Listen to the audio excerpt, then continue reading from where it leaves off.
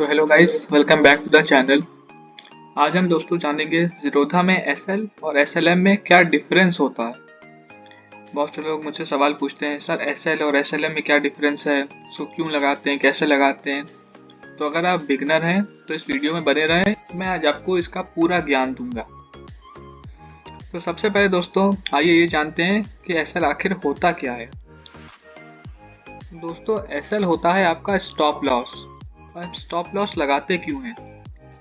मान लीजिए हमने एक शेयर खरीदा, मान लीजिए शेयर को हमने खरीदा इस प्राइस पे। हमारा शेयर कौन सा खुला है? यहाँ लुपिन को हमने खरीदा है लगभग 1470 रुपये पे। और हम चाहते हैं कि अगर किसी कारणवश मार्केट हमारे इस प्राइस से, खरीदने के प्राइस से अगर नीचे आने लगे तो एक हद तक नीचे आए। ऐसा ना हो कि वो बस नीचे गिरता चला जाए, हमको लॉस होता जाए। हमें फ़ायदा तभी होगा जब हमारे खरीदे दाम से मार्केट हमारे डायरेक्शन में जाएगा, ऊपर या नीचे। जैसा अगर हमने शॉर्ट किया है तो नीचे जाएगा, बाय किया है तो ऊपर जाना चाहिए। तो अगर हमने इसको मान लीजिए हमने बाय करके रखा है इस भाव पे, तो हम स्टॉप लॉस कहीं ना कहीं इसके नीचे लगाएंगे। मान लीजिए हमने फॉर एग्जांपल हमने यहाँ इसका स्टॉप लॉस लगा दिया है 1427 पे, और यहाँ हमारा एंट्री बन चुकी है, हम यहाँ खरीद चुके हैं। अब अगर किसी भी वजह से मार्केट यहाँ से नीचे फिसलता है तो हमारा ऑर्डर यहाँ जाके एग्जिट हो जाएगा, हम इस ऑर्डर से निकल जाएंगे। इसे कहते हैं स्टॉप लॉस हिट हो जाना। तो जब हमारा ऑर्डर यहाँ से कट जाएगा तो हमारा जो लॉस होगा कुछ लॉस होगा, लेकिन बहुत बड़ा लॉस नहीं होगा, क्योंकि हमारे लॉस को यहीं पे रोक देगा। हम इस स्टॉक से एंट्री ले लेंगे, स्टॉक को बेच देंगे। तो स्टॉप लॉस लगाना तो यही काम है स्टॉप लॉस का। अगर आपने शॉर्ट कर रखा है तो ये ऊपर की तरफ लगता है, अगर आपने लॉन्ग कर रखा है तो ये नीचे की तरफ लगेगा। सिंपल।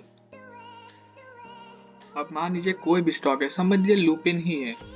अगर आप लुपिन के सेक्शन में जाओगे, ऑर्डर सेक्शन में, तो आप देखोगे राइट साइड पे दो तरह के आपको ऑप्शंस मिलेंगे। एक मिलेगा SLM, एक मिलेगा SL। तो आइए सबसे पहले हम लोग बात कर लेते हैं SL ऑर्डर की। तो SL ऑर्डर में आप अगर देखोगे तो यहाँ आपको तीन चीज़ दी है, क्वांटिटी, प्राइस और ट्रिगर प्राइस। क्वांटिटी आप उतनी डालोगे जितने स्टॉक्स की आपके पास होल्डिंग है और जितने स्टॉक्स को बेचना है। मान लो आपके पास 10 स्टॉक हैं, 100 हैं, आपको 100 में से सिर्फ 50 ही बेचने हैं कि अच्छा अगर नीचे जा रहा है तो सिर्फ 50 पहले बिक जाए, हो सकता है मार्केट फिर ऊपर चला जाए। तो ऐसे में आप इसकी क्वांटिटी डिसाइड कर सकते हो। अगर 100 हैं तो आप 50 कर सकते हो, या चाहो तो आप पूरे भी बेच सकते हो। ये आपके अपने रिस्क एपेटाइट पे डिपेंड करता है। दूसरा ऑप्शन हमारे पास है प्राइस। अब प्राइस में क्या है, देखो दोस्तों, अगर आप प्राइस देखोगे तो आपको प्राइस में वही प्राइस डालना है जहां आप चाहते हो कि ये फाइनली बिक जाए। ये शेयर अब हमारे पास किसी भी तरीके से ना रहे, ये हमसे बिक जाए बस। तो अगर हम यहाँ देखें तो हमने इसका एसएल लगाया है, ये आप देखोगे 1427.77, 1427.77 पे हम चाहते हैं कि हमारा शेयर हर हाल में बिक जाए। तो हम यहाँ यही सेम प्राइस डालेंगे 1427.77। क्वांटिटी मान लीजिए हमने 100 ले रखी है। अब ट्रिगर प्राइस क्या है दोस्तों? बहुत से लोग इस चीज़ में कंफ्यूज होते हैं। ये प्राइस तो ठीक कि हमें इस प्राइस पे बेचना है 1427.77 पे, लेकिन ट्रिगर प्राइस क्या है? ट्रिगर प्राइस दोस्तों कुछ नहीं है। ट्रिगर प्राइस एक ऐसी चीज़ है जो स्टॉक मार्केट को, हमारे ब्रोकर को ये बताती है कि देखो भाई, अब मार्केट हमारे फेवर में नहीं है, अब ऊपर से मार्केट नीचे आ रहा है और बहुत जल्दी ये हमारे स्टॉप लॉस के प्राइस पे, जिस पे हम चाहते हैं कि अंत में बिक ही जाए, हमारे पास ना रहे ताकि हमारा लॉस ना बढ़े, तो उस प्राइस के पास बहुत आ चुका है हमारा प्राइस। तो अब सतर्क हो जाओ। तो ट्रिगर बस सतर्क होने का काम करता है। मान लीजिए ऐसा है जैसे आप अपने स्टॉक ब्रोकर को जगा रहे हैं और कह रहे हैं देखो तैयार रहो, अब हमारा लॉस वाला पॉइंट आने वाला है अब हमारा स्टॉप लॉस का पॉइंट जहाँ हम हमें बेचना चाहते हैं वो आने वाला है। अब तुम तैयार रहो। ट्रिगर का बस ये मतलब होता है और इसका कोई मतलब नहीं होता है। यहाँ से आपका ब्रोकर का सॉफ्टवेयर ये जान जाता है कि हाँ, अब मैं एकदम तैयार हूँ। अब मेरे क्लाइंट का प्राइस बहुत नीचे आ चुका है।